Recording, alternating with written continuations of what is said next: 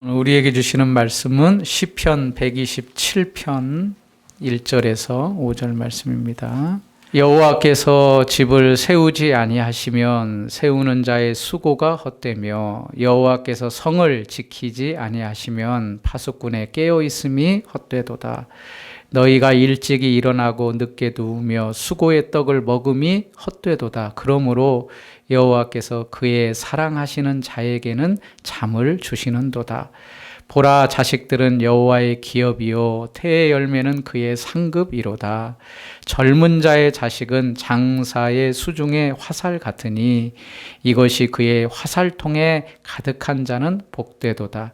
그들이 성문에서 그들의 원수와 담판할 때에 수치를 당하지 아니하리로다. 아멘.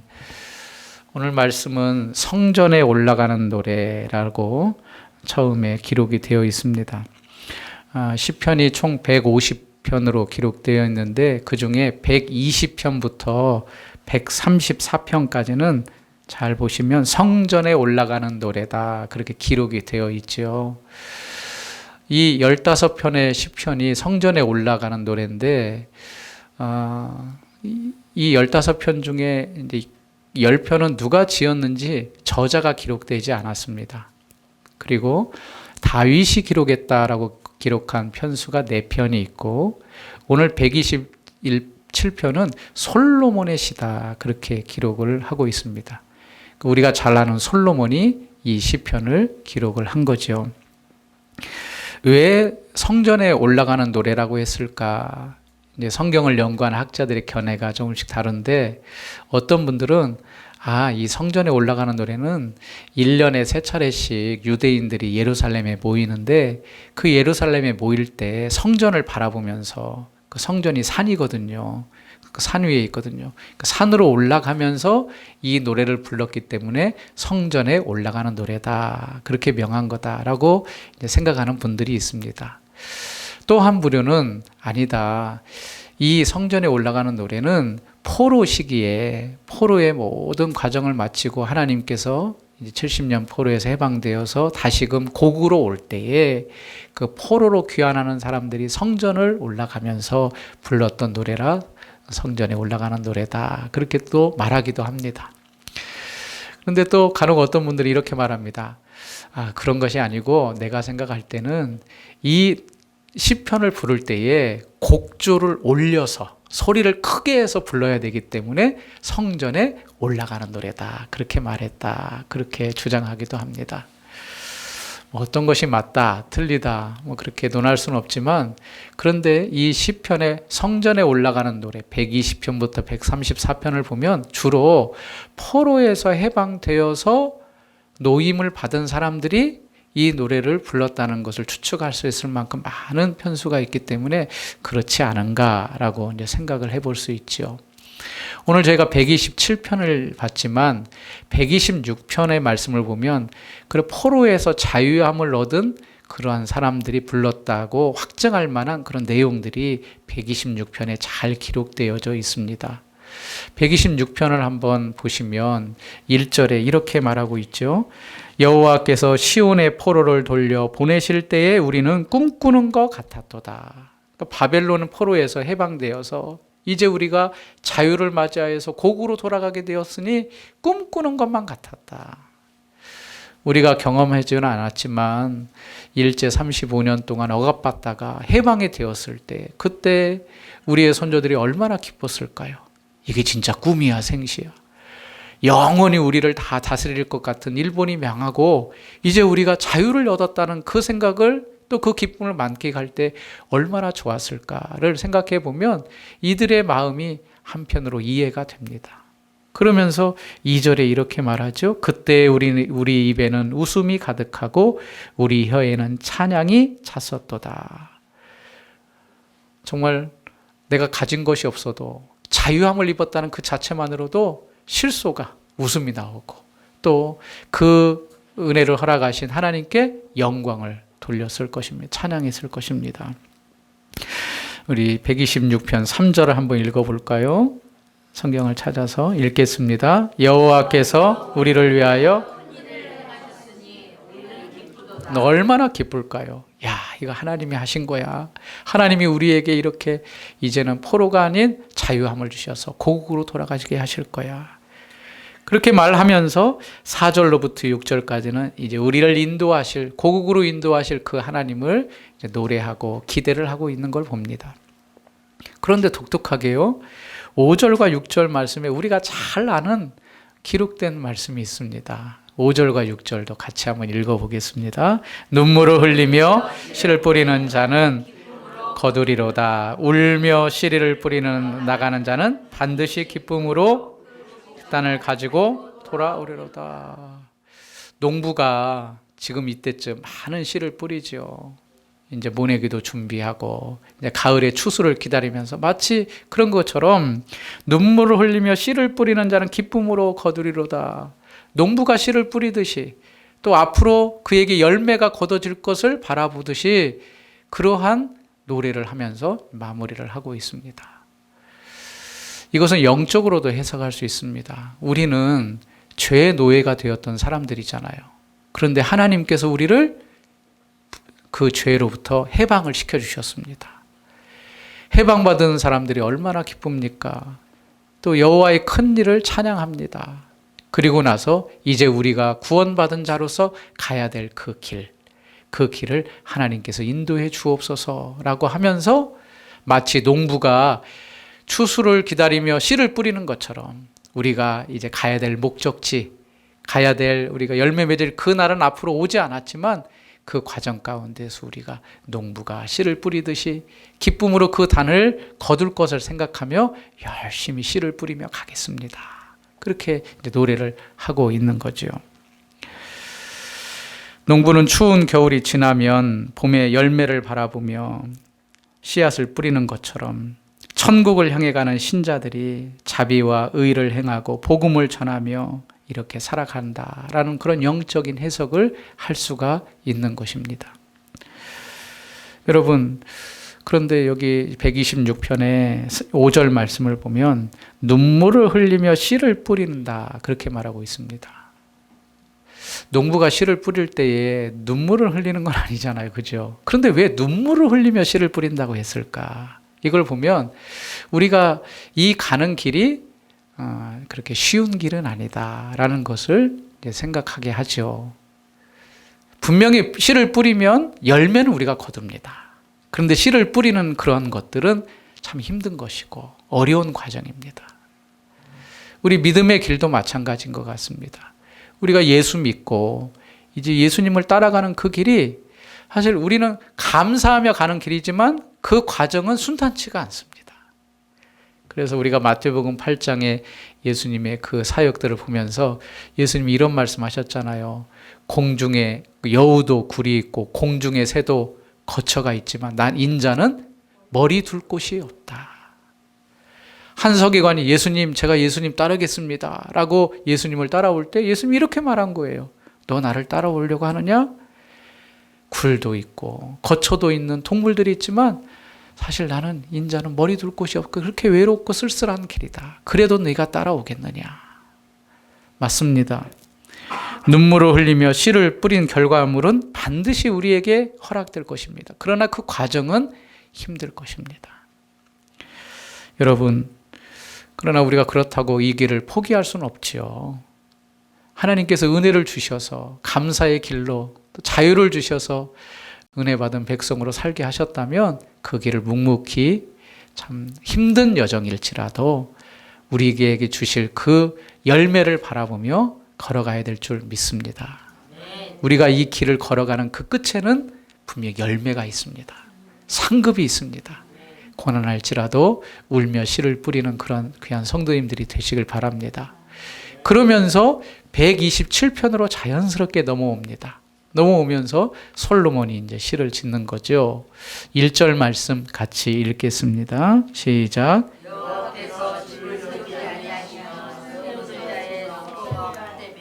여호와께서 성을 지키지 아니하시면 깨어 있음이 어다도다. 여러분 이 말씀 많이 들어보셨죠? 또 좋아하시는 말씀이고 암송하기도 할 것입니다. 여호와께서 집을 세우지 아니하시면 세우는 자의 수고가 헛되고 여호와께서 성을 지키지 아니하시면 파수꾼의 깨어 있음이 허사로다. 여기서 중요한 건 뭡니까? 여호와께서 하셔야 된다는 겁니다. 여기에 이제 시편은 이제 대꾸도 있고 또 비교도 많이 하는데 이제 집과 성을 이야기하고 있습니다.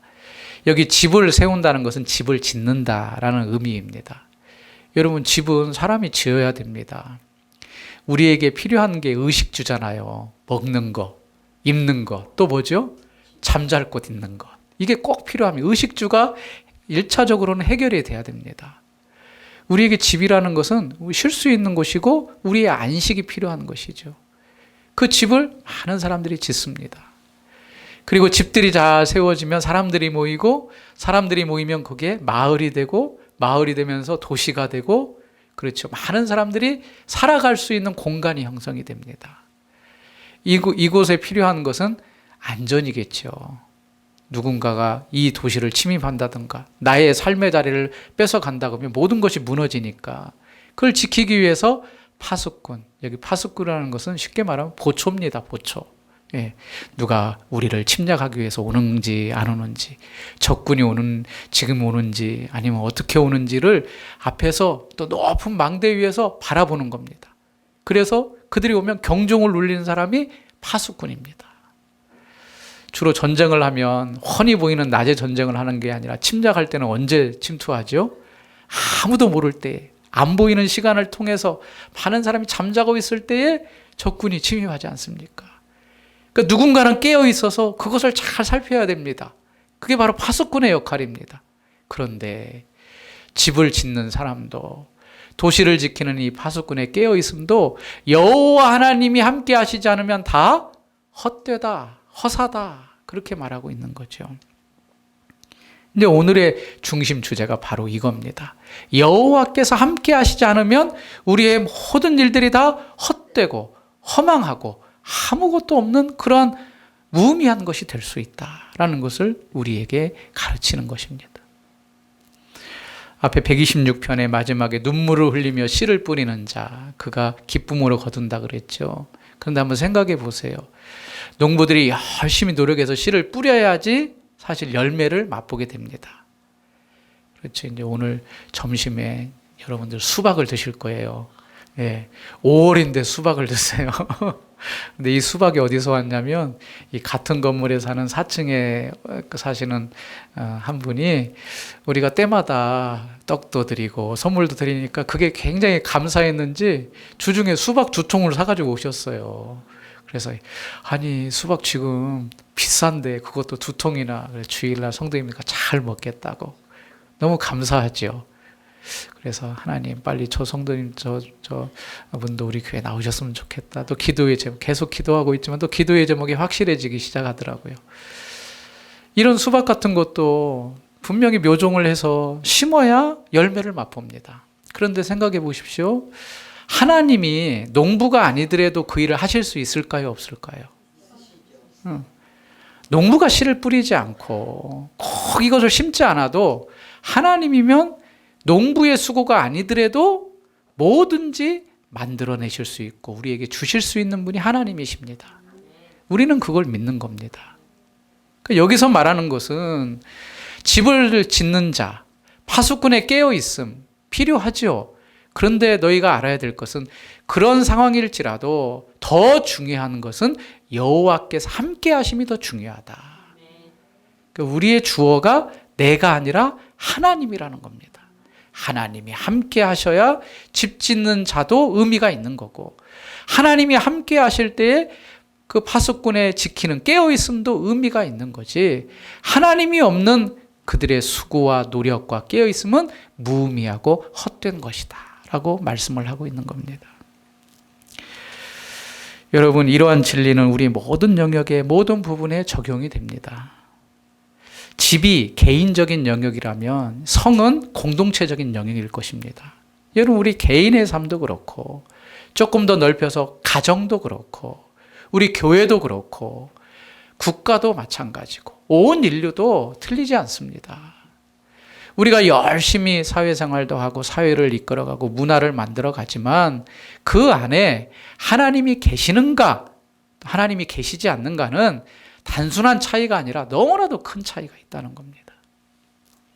우리가 아무리 힘쓰고 수고해도 파수꾼이 밤새 깨어있다고 해도 하나님이 함께 하실 때 의미가 있고 비로소 거기에 진정한 안식과 진정한 안전이 있다.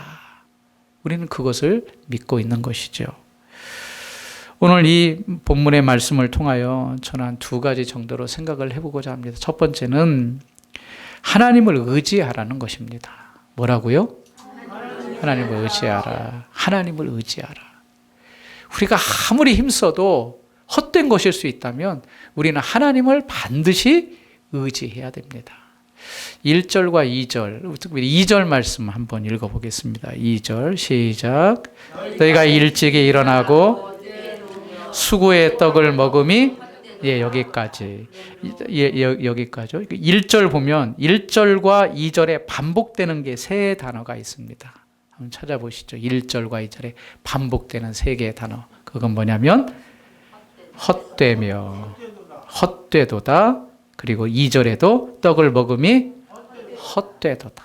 세 번이나 반복하고 있어요. 세 번이나. 집을 짓는 것도 헛되고 파수꾼이 깨어있는 것도 헛되고 심지어 수고하며 떡을 먹는 것도 헛되다. 여기 헛되다라는 말의 의미는 허무하다라는 의미가 강합니다. 허무하다. 참 허무하다. 여러분 허무함 많이 느껴보시죠? 뭔가 많이 이룬 것 같은데 뒤돌아서 보니까 참 허무해. 그런 말 있잖아요. 인생 참 허무하다. 그런 말도 많이 하잖아요. 여호와께서 집을 세우지 아니하시면, 여호와께서 성을 지키지 아니하시면, 여호와께서 함께 일어나서 나와 함께 하시지 않으면 모든 것이 다 허무한 것입니다. 여러분들도 인생의 의미를 한 번쯤은 또 몇 번쯤은 생각해 보셨을 것입니다. 참 사는 게 뭐냐? 내가 이렇게 살아서 되겠느냐? 그런 생각들은 다 몇 번씩은 해보셨을 것입니다. 철학자가 아니더라도 모든 사람들은 인생이 뭐냐에 대한 철학적 질문을 하는 그런 존재입니다. 왜냐하면 우리는 그렇게 만들어졌기 때문입니다. 우리는 영혼을 가지고 있는 존재이기 때문에 계속해서 우리의 근본적인 질문을 할 수밖에 없습니다. 내가 왜 살지? 내가 어떻게 살아야 되지? 어떤 인생을 살아가야 되지? 여러분도 한번 인생 멋지게 살아보고 싶은 그런 소망이 있죠. 아마 연세 드신 분들은 과거에 그런 소망들을 가졌을 거예요. 한 번 주어진 인생, 연습이 없는 인생인데 한 번 이 인생을 멋지게 살다가 가버리라. 그런데 보니까 주위의 환경이 날 받쳐주지 않는 거예요. 일단은 어려운 집에서 태어났어요. 공부도 열심히 하고 싶은데 그런 게 뒷받침이 안 돼요. 그러면서 5년이 지나고 10년이 지나고 지금까지 와버렸어요. 참 어찌 보면 허무하죠.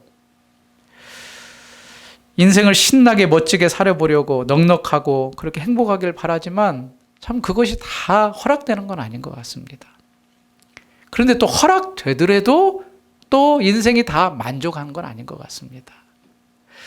요즘에 여러분들 유튜브 많이 보시는데 저도 최근에 어떤 유튜브를 봤어요. 봤는데 보통 유튜브 한번 보면 이렇게 알고리즘이 뜨잖아요. 근데 거기에 연관된 유튜브를 보니까 미국에 계시는 분들인데 이제 60이 넘어서 은퇴를 하신 부부가 큰 차, RV 차라 그러죠. 그걸 구매를 해가지고 미국 전역을 돌아다니시는 거예요.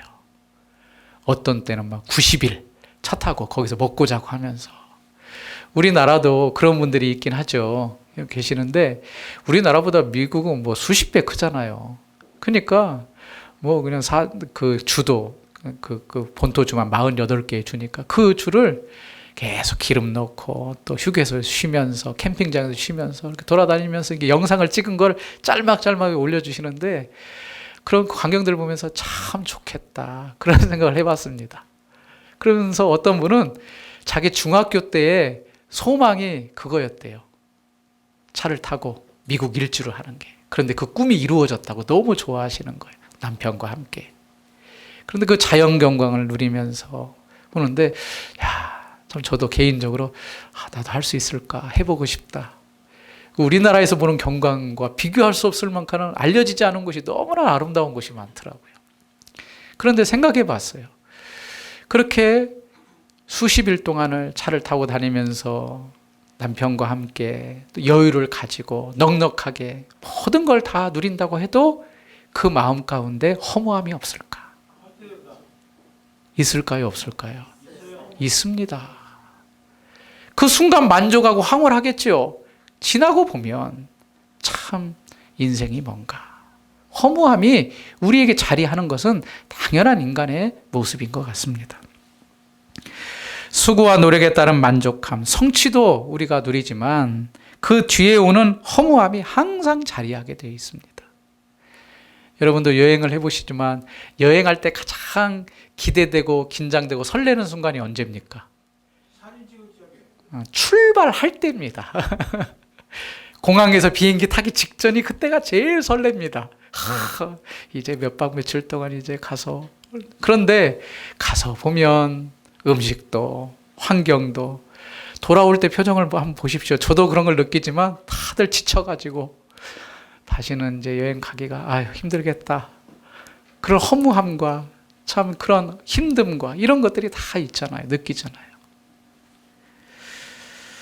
우리는 하나님이 만들어주신 피조물이기 때문에 특별히 우리에게 영혼이라는 것을 주셔서 무언가를 사모할 수 있게끔 하셨기 때문에 우리에게는 허무함을 채울 수 없는 것이 이 세상 가운데는 아무것도 없다는 것을 우리가 깨닫게 만듭니다. 한 사람이 차를 타고 가다가 고장이 났어요, 차가. 그래서 이제 길 옆으로 차를 주차해 놨어요. 근데 이제 본네트를 열고 도대체 이 차가 왜 고장 났을까? 막 이제 여기저기 살피는 거예요. 그런데 자기 실력으로는 도대체 이것을 고칠 수가 없어요. 시동을 계속 걸어보고, 뭐 뗐다 붙여보고, 무엇을 이렇게 점검해 보는데 도대체 알 수가 없는 거예요. 뭐 그때는 지금처럼 이렇게 전화기가 발달되지 않아서 누구를 부를 수도 없고. 그러는데 수많은 차 중에 어떤 차가 지나가다가 그 고장난 차 앞에 딱 서는 거예요. 딱 서더니 제가 죄송하지만 이렇게 고장난 차를 한번 손봐도 되겠습니까? 그러니까 자기는 실력이 없어서 못 고치니까 누구라도 나 도와줬으면 좋겠잖아요. 그래서 그러시라고. 그러면서 그분이 차근차근 하나 보시더니 이렇게 손을 만지시더니 시동을 한번 걸어보시라고 그러는 거예요. 시동을 걸었는데 시동이 걸렸어요. 자기가 봤을 때는 수십 분 동안 만졌을 때는 전혀 요동도 않던 엔진이 시동이 딱 걸리면서 차를 운전해서 목적지 갈 수 있는 거예요. 너무 감사하잖아요. 나중에 살이라도 좀 하고 싶다고 그렇게 해서 이름이라도 알고 싶다고 그렇게 이제 말을 하니까 그 사람이 자기의 이름을 알려주는 거예요. 자기 이름이 포드입니다. 그 차를 만든 주인인 거예요. 그 차를 만든 주인이니까 얼마나 그 차에 대해서 잘 알겠어요. 그 주인이 직접 그 차를 만든 제작을 한 그 사람이 차를 만지니까 그 차가 시동에 들어오고 차를 운행하는 것처럼 우리 가운데 우리를 다스리고 우리의 허무함을 채워줄 수 있는 분이 누군가를 보면 이 세상에 있는 어떤 것도 우리의 허무함과 헛됨을 채울 수 있는 사람은 아무것도 없고 물질도 안 되고 우리의 능력으로도 안 됩니다. 우리의 허무함을 채울 수 있는 분이 누굴까요? 바로 나를 만드신, 나를 창조하신 그 주인만이 나의 모든 것을 아시고 채워줄 수 있다라는 것을 우리가 오늘 말씀을 통하여서 깨닫는 거죠. 그러니까 우리의 주인 되시고 나를 잘하신 그분을 우리는 어떻게 해야 되냐면 의지해야 됩니다. 그분을 의지해야 됩니다. 그분을 의지하는 것이 헛되지 않은 삶을 살아갈 수 있는 길입니다. 허무하지 않은 인생을 살아갈 수 있는 비결이 바로 여호와 하나님을 의지하고, 여기 의지한다는 것은 그분을 신뢰하고 믿는다는 게 포함이 되어 있습니다. 그분을 믿어야 됩니다. 하나님을 믿고 의지하는 인생, 그 인생과 하나님 없이 살아가는 인생과는 천지 차이인 겁니다. 비록 이 세상에 많은 것을 가지고 누릴지라도 나를 만드신 그 하나님을 믿지 못하고 의지하는 인생은 너무나도 허무한 인생이고 헛된 인생임을 여러분이 꼭 기억하시기 바랍니다. 오늘 이 1절, 2절 말씀을 통하여 내가 여호와 하나님을 의지하는 인생으로 살아가야겠다, 그런 결단하는 우리 성도님들이 다 되시길 주님의 이름으로 축원합니다. 두 번째로는 하나님을 의지하는 곳에는 우리에게 만족함이 있습니다. 따라서 해볼까요? 하나님을 의지하면은 평안이 임한다. 평안이 임한다. 그게 바로 2절 후반부의 말씀입니다. 그러므로 거기부터 한번 읽어보시겠습니다. 시작. 그러므로 여호와께서 이 말씀도 많이 듣는 말씀이죠. 그 사랑하시는 자에게는 잠을 주시는도다. 여러분 잠을 안 자고 한 이틀만 버텨보면 어떻게 될까요? 멍해질 뿐만 아니라 아마 신경이 굉장히 예민해질 겁니다. 여러분 고문을 하는 방법 여러 방법 가운데 최상위권에 있는 방법 중 하나가 잠을 안 재우는 거래요. 잠을 안 재우는 사람을 완전히 미치게 만드는 거라는 거예요. 뭐 굶는 거 그거야 아주 기본적인 거지만 잠을 재우지 않는다. 하룻밤이나 이틀밤만 잠을 안 자도 너무 민감해지고 사람이 이게 도대체 제정신인가 할 정도로. 그런데 하나님께서는 그 사랑하시는 자에게 잠을 주신다. 그렇게 말씀하고 있습니다. 뭐 잠자는 거 보통 사람들이 편한 거 아닌가요? 뭐 사람들이 다 때가 되면 자는 거 아닌가요? 그런데 여기에 보면 뭐라고? 그 사랑하시는 자에게 잠을 주신다. 그냥 일반 모든 사람에게 잠을 주신다고 말하지 않고 사랑하시는 자에게 잠을 주신다. 이건 뭘 말하는 것일까? 이것은 126편의 말씀, 그 환경과도 연결이 됩니다. 여러분, 포로에서 자유를 얻어서 예루살렘으로 가는 순례자가 있어요. 이제는 자유를 얻어서 예루살렘을 향하고 가고 있어요. 그런데 그 가는 길이 이제 가는 목적지는 알지만 여정을 잘 몰라요. 길도 잘 몰라요.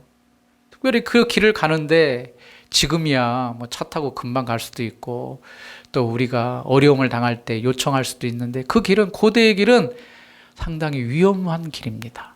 왜냐? 가다가 도둑이 있을 수도 있고 짐승이 덮칠 수도 있습니다. 그래도 낮에는 괜찮아요. 낮에는 같이 동행하는 사람도 있고 또 훤히 보이기 때문에 미리 대비할 수도 있는데 밤이 되면 어떨까요? 텐트 치고 자고 있는데 막 이상한 동물들의 울음소리가 들려요. 잠이 올까요? 안 올까요? 막 푸석푸석 막 그런 소리가 막 옆에서 들리기 시작해요. 아마 초긴장할 겁니다. 도대체 누가 온 거야?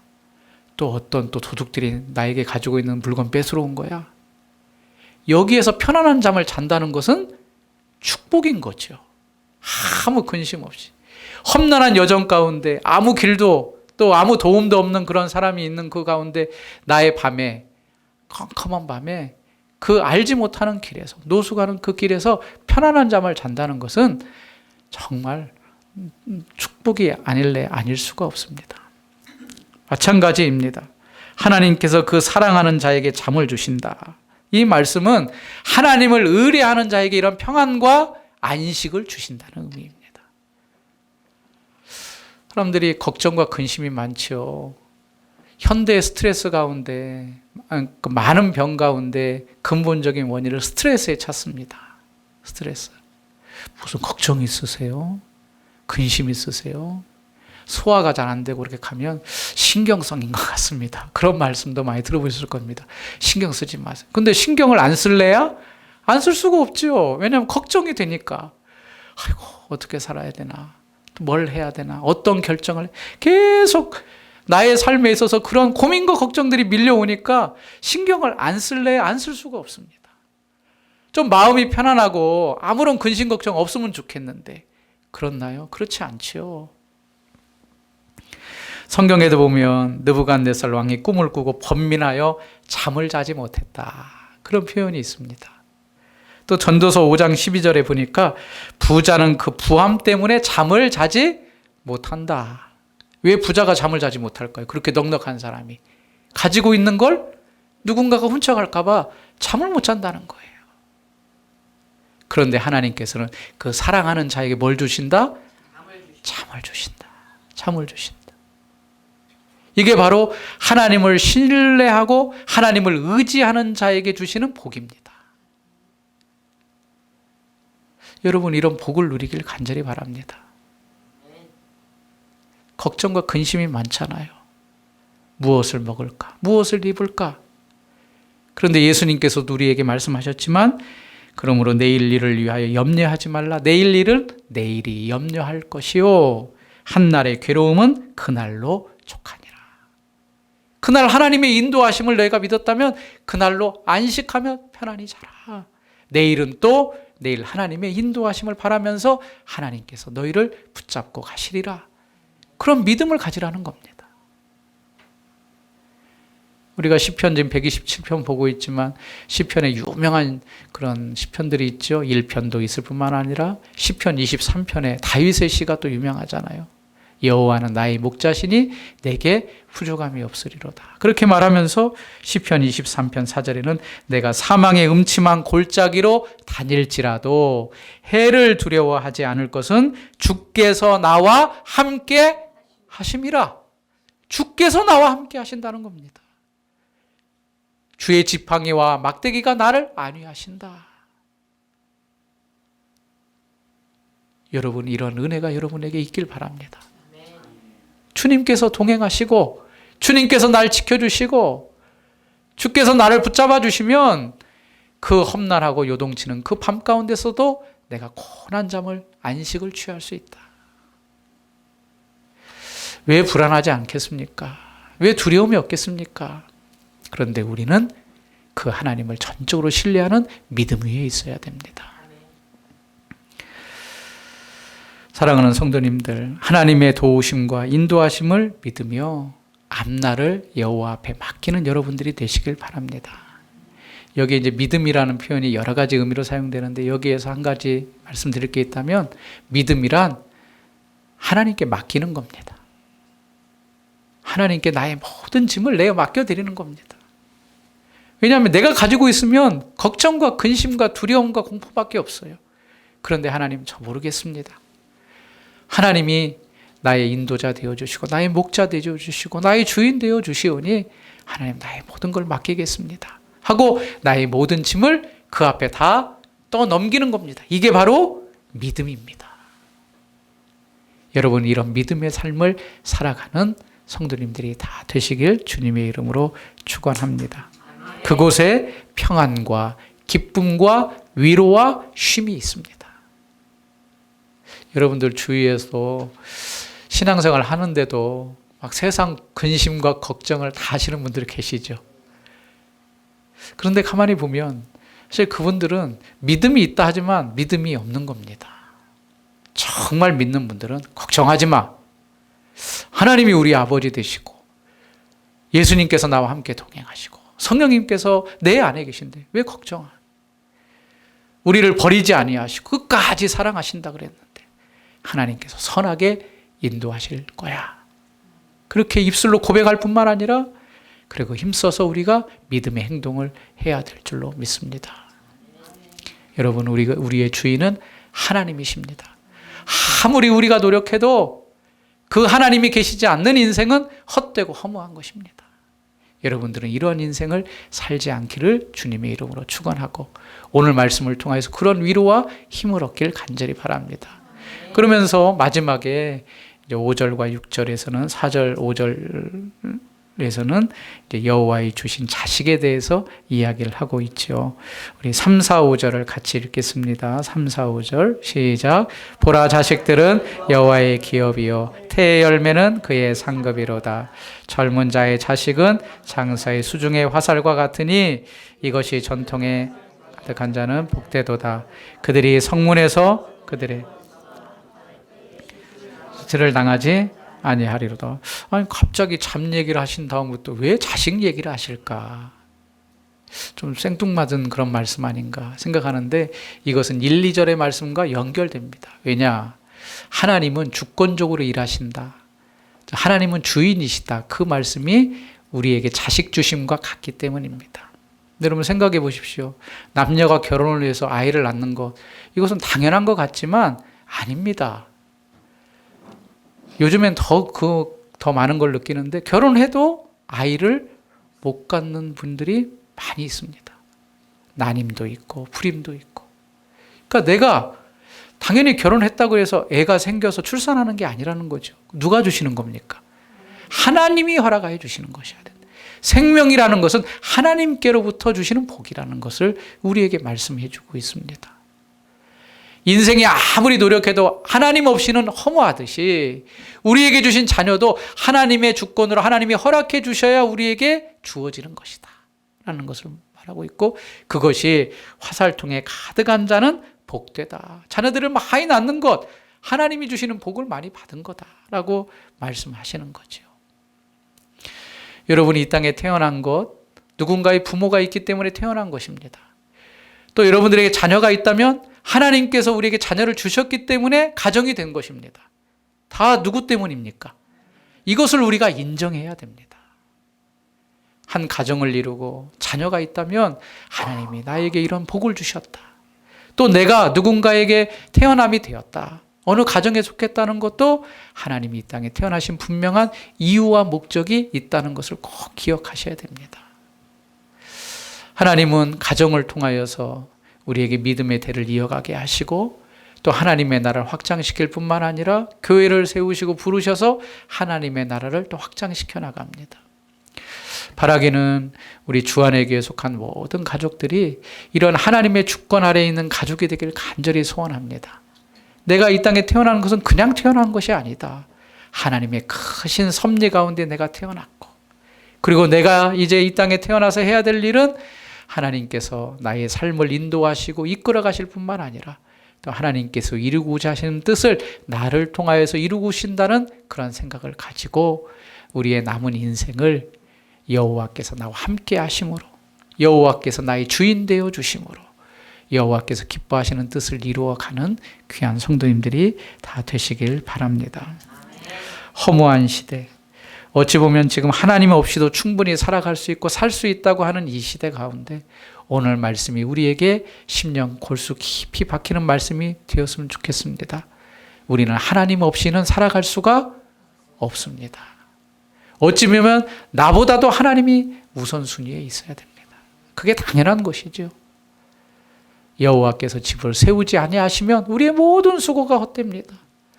여호와께서 성을 지키지 아니하시면 파수꾼이 수백 명이 있어도 허무하고 헛된 것일 뿐만 아닙니다. 것입니다. 아무리 열심히 노력하고 나에게 모든 물질이 있고 나에게 먹을 것이 많이 있을지라도 그것이 헛되다는 것을 깨닫고 내 인생의 가장 우선순위에 여호와 하나님 한 분만으로 만족하고 그분만이 내 삶의 내 가정의 주인 되심을 믿으며 주님을 잘 섬겨나가는 귀한 성도님들이 되시길 바랍니다. 나의 주인은 하나님이십니다. 우리 가정의 주인도 하나님이십니다. 교회의 주인도 하나님이십니다. 더 넓게는 이 나라의 주인도 하나님이십니다. 이 하나님을 인정하고 나아가는 믿음의 성도님들 다 되시길 주님의 이름으로 축원합니다. 시편 4편 8절, 내가 평안히 눕고 자기도 하리니 나를 안전히 살게 하시는 이는 오직 여호와이시느니라. 시편 20편 7절, 어떤 사람은 병거 어떤 사람은 말을 의지하나 우리는 여호와 우리 하나님의 이름을 자랑하리로다. 여호와 하나님을 의지하고 자랑하고 믿고 맡기며 나아가는 한 주간이 되시길 바랍니다. 하나님 아버지 감사합니다. 내 주인, 내 가정의 주인, 교회의 주인, 이 나라의 주인, 온 우주 만물의 주인 되어주시는 하나님을 찬양합니다. 하나님, 우리의 노력과 수고가 있지만 그러나 그것이 전부가 아니라 하나님께서 지켜주시고 일하실 때에 의미가 있고 그곳에 참된 안식이 있음을 믿습니다. 우리가 이번 한 주도 그 하나님의 품 안에서 하나님을 믿으며 신뢰하며 의지하며 나아가게 도와주시옵소서. 이 세상 사람들은 하나님이 없다고 하고 하나님 대신 자기를 믿으며 자기의 능력을 의지하지만 우리는 그렇지 않겠습니다. 절대적으로 여호와의 이름을 의지하며 나아가겠습니다. 이런 은혜가 충만한 저희들이 되게 해 주시옵소서. 예수님 이름으로 기도하옵나이다. 아멘.